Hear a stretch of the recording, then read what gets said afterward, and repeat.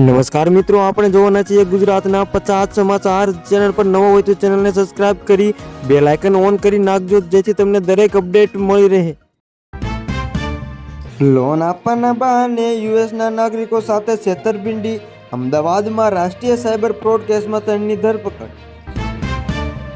અમરેલીમાં સ્ટીલના વેપારીઓને લૂંટતી ગેંગ ઝડપાઈ. પોલીસે લાખોના મુદ્દામાલ સાથે 3ને ઝડપ્યા. યુક્રેન પર રશિયાનો વિનાશ હુમલો.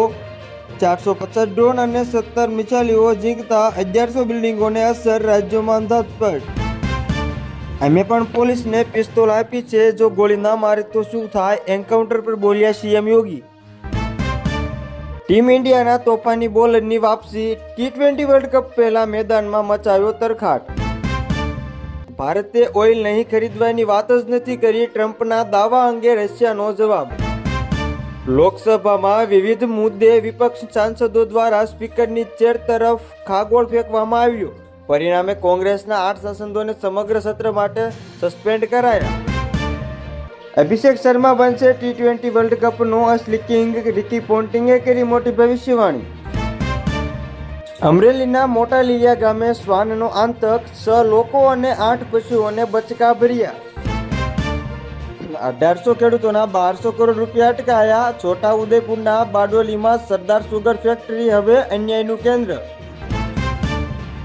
અદાણી કેસ અને એફસ્ટીન ફાઇલના કારણે પીએમ મોદી ટ્રેડ ડીલ પર સહી કરી. રાહુલ ગાંધીનો ગંભીર આરોપ. ઉધમપુરમાં સેના અને આતંકવાદીઓ વચ્ચે અથડામણ. જૈશે મોહમ્મદના 2 આતંકી ઘેરાયા. રોડ પર લક્ઝરી કાર, 3 કાર અને 2 મેપોડ્રોલને પંગોળ્યા. 3 લોકો ગંભીર ઇજાગ્રસ્ત થયા. અસારવારમાં કેન્સરની બીમારીથી કંટાળીને આઘેડ આત્મવિલોપનનો પ્રયાસ કર્યો. લોકોએ જીવ બચાવ્યો. ગુજરાતમાં કેટલાક જિલ્લાઓમાં કમોસમી વરસાદની આગાહી. ખેડૂતોમાં ચિંતાનો માહોલ. રાજકોટમાં મધ્યરાત્રિએ જિલ્લા પંચાયત ચોકની ખાનગી બેંકમાં ભીષણ આગ. ફાયર બ્રિગેડે કાબુ મેળવ્યો. મહેસાણામાં ગામડાઓમાં નવા પ્લાસ્ટિક વેસ્ટ મેનેજમેન્ટ યુનિટ સ્થાપવાની જાહેરાત કરવામાં આવી.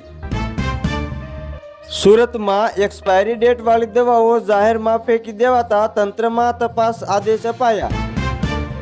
ઉત્તર ગુજરાતમાં ડીસા ખાતે નવું સિવિલ એરપોર્ટ બનશે. 4500 એકડમાં ફેલાશે વિસ્તાર. અમદાવાદમાં દુર્ગા